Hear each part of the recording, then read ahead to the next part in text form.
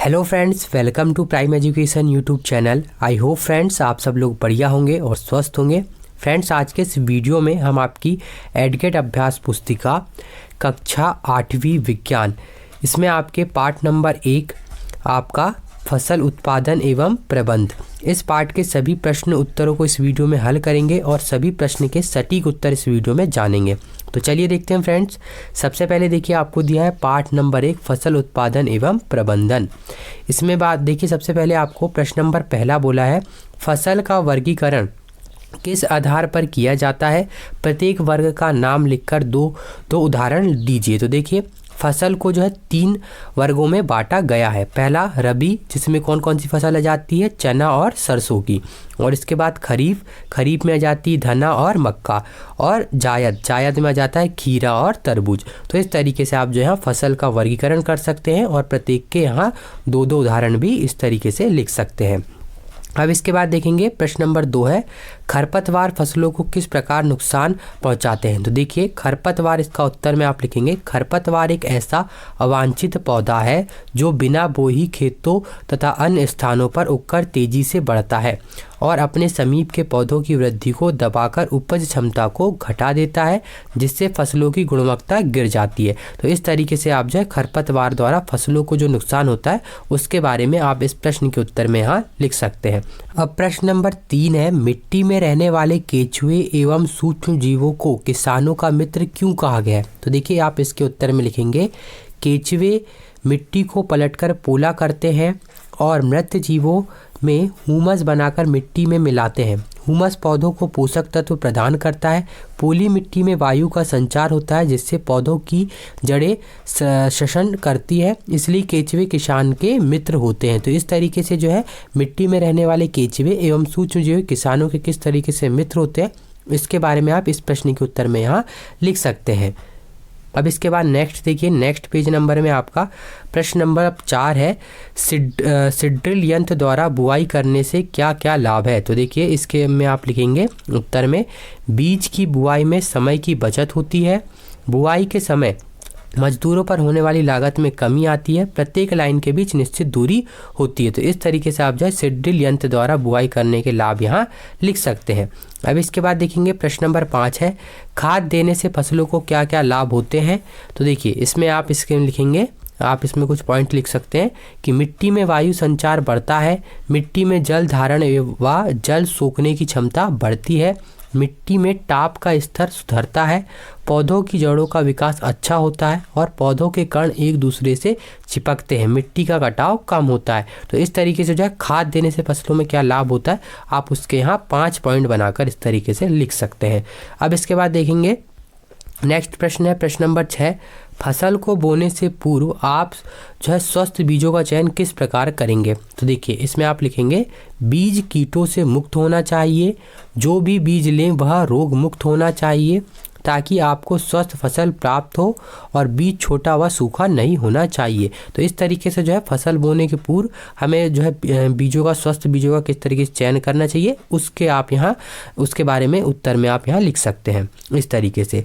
अब देखेंगे, अब नेक्स्ट पेज नंबर में इसके आगे भी आप यहाँ लिख लें और इसमें कि बीज के अंदर नमी की मात्रा पर्याप्त होनी चाहिए ताकि अंकुरण अच्छे से हो। तो इस तरीके से आप प्रश्न नंबर 6 का यहाँ उत्तर पूरा जो है इस तरीके से यहाँ लिख सकते हैं।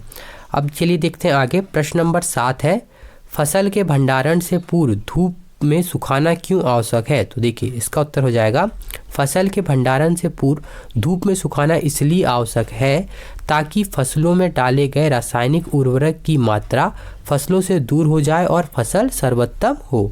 तो इस तरीके से आप प्रश्न नंबर 7 का यहाँ उत्तर लिखेंगे। अब इसके बाद नेक्स्ट देखिए, अब देखिए प्रश्न नंबर 8 है उर्वरक और खाद में क्या अंतर है, लिखिए। तो देखिए, उर्वरक और खाद में आपको अंतर लिखना है। तो आप सबसे पहले उर्वरक के बारे में लिखते हैं। तो देखिए, उर्वरक एक जो है मानव निर्मित या प्राकृतिक पदार्थ है जिसे इसकी उर्वरकता में सुधार यहाँ जो एक बार इसको आप काट दिए, 2 बार लिख गया ये, तो हो जाएगा ये जिसे इसकी उर्वरकता में सुधार करने और उत्पादकता बढ़ाने के लिए मिट्टी में जोड़ा जा सकता है। ये जो आप जो है उर्वरक में लिखेंगे। और इसके बाद खाद में लिखेंगे आप, खाद जो है एक प्राकृतिक सामग्री है जिसे सड़ने वाले पौधे और जानवरों के कचरों से प्राप्त किया जाता है। जो इसकी उर्वरकता को बढ़ाने के लिए मिट्टी पर लागू हो सकता है। तो इस तरीके से आप जो है उर्वरक और खाद दोनों के बारे में यहाँ लिख सकते हैं। अब इसके बाद देखिए नेक्स्ट, देखिए अब जो है नेक्स्ट पेज नंबर में प्रश्न नंबर 9 है दीर्घोत्तरीय प्रश्न। इसमें अ प्रश्न है सिंचाई के पारंपरिक तरीकों के नाम लिखिए। तो देखिए सिंचाई के आपको जो है पारंपरिक जो तरीके हैं, जो पुराने तरीके थे, उनके आपको यहाँ नाम लिखना है। तो देखिए कौन कौन से हो जाएंगे। तो देखिए सिंचाई के अनेक पारंपरिक साधन रहे हैं, जिनमें नदी, तालाब, नहर, कुएं, नलकूप जो है आदि प्रमुख हैं। तो इस तरीके से आप जो है आप प्रश्न के उत्तर में सिंचाई के पारंपरिक तरीकों के नाम लिख सकते हैं। अब इसके बाद इसमें देखिए प्रश्न नंबर 9 का ब प्रश्न है कि जल की कमी वाले क्षेत्रों में सिंचाई की किस विधि का उपयोग किया जाता है, विधि का नाम लिखिए तथा चित्र बनाइए। तो देखिए इसका उत्तर हो जाएगा नागबार या क्यारी विधि द्वारा जो है हम यहाँ जल की कमी वाले क्षेत्रों में सिंचाई करते हैं। इस विधि में यंत्र, जिन्हें एमीटर या एम्प्लीकेटर कहते हैं, के द्वारा जल धीरे धीरे लगातार बूंद बूंद करके पेड़ों पर डाला जाता है। तो इस तरीके से आप जो है इस विधि का यहाँ वर्णन कर सकते हैं कि इसमें कौन सा यंत्र लगता है और किस तरीके से इसमें जो है पानी का सिंचाई की जाती है। अब इसके बाद देखिए इसमें आपको बोला है इसका चित्र भी बनाइए। तो देखिए फ्रेंड्स, आप इसके चित्र के लिए विज्ञान की जो कक्षा 8वीं की आपकी पाठ्य पुस्तक है, उसमें पृष्ठ क्रमांक 6 के पैराग्राफ 2 में आपको यहाँ चित्र मिल जाएगा, जहाँ से आप जो है उसे देखकर यहाँ चित्र बना सकते हैं। इस आप यहाँ जो है वहाँ से देखकर यहाँ चित्र बना लें।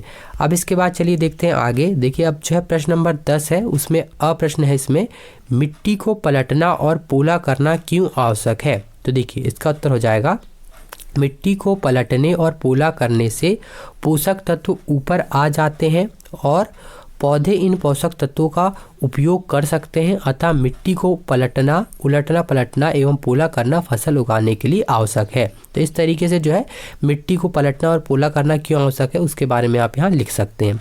अब इसके बाद देखिए ये आपका 10वें प्रश्न का आ है। अब इसके बाद इसमें देखिए 10वें प्रश्न का अब ब प्रश्न पूछा है आपको यहाँ कि मिट्टी की उर्वरकता बढ़ाने के लिए किसान कौन कौन से तरीके उपयोग में लाते हैं, विस्तार पूर्वक वर्णन कीजिए। तो देखिए कौन कौन से जो है तरीके उपयोग में लाते हैं आप यहाँ लिख सकते हैं, जिसमें आप पहला लिखेंगे फसलों के अनुक्रम में दालों की फसलों को अवश्य स्थान देना, गहरी जड़ों वाली फसलें लेने के बाद उथली जड़ों वाली फसलों को उगाना।